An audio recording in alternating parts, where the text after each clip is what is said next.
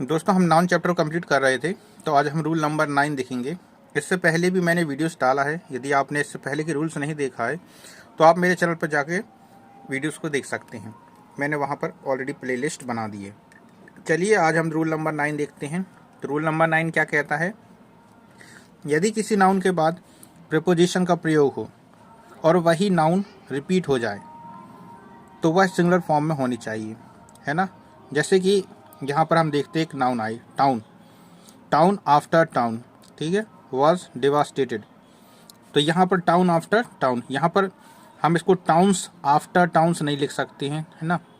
Competitive exams में आपको यहाँ पर मिस्टेक देखने को मिलेगी। जैसे यहाँ पर कर देगा शिप्स आफ्टर शिप्स, ऐसा लिख के दे देगा, या डोर्स टू डोर्स दे देगा। तो आपको ध्यान रखना है कि जब भी इस प्रकार के नाउन आते हैं, है ना, किसी नाउन के बाद यदि प्रपोजिशन आती है, जैसे देखिए टू आ गया ना, ये आफ्टर आ गया, तो उसके बाद जो नाउन आएगा मतलब रिपीट हो रहा है वो सिंगुलर फॉर्म में ही होगा।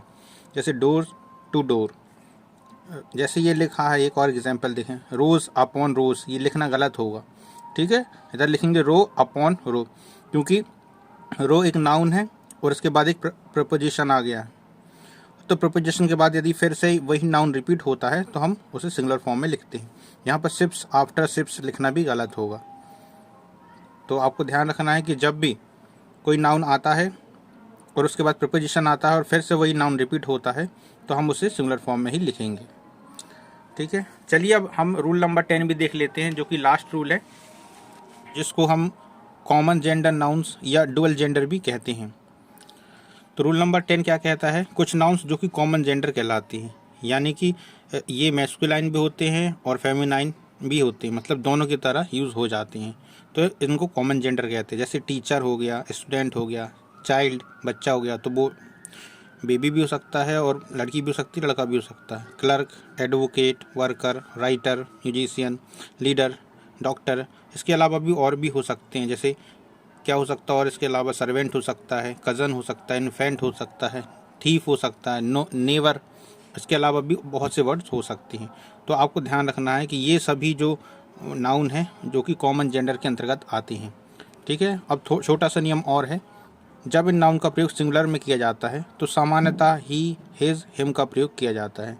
एग्जाम्पल से समझते हैं, जैसे every leader should perform his duty, ठीक है, क्योंकि ये क्या है, लीडर क्या है, यहाँ पर कॉमन जेंडर है, इसलिए जब भी हम कॉमन जेंडर का यूज़ करते हैं सेंटेंस में तो यहाँ पर हर ड्यूटी नहीं लिखेंगे, ठीक है। हम प्रायोरिटी हमेशा ही, हिज, हिम को ही देंगे यहाँ पर, हमेशा कॉमन जेंडर में, ये नियम कहता है।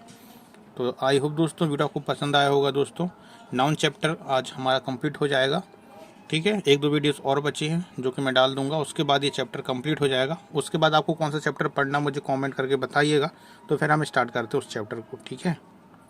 बाय। अभी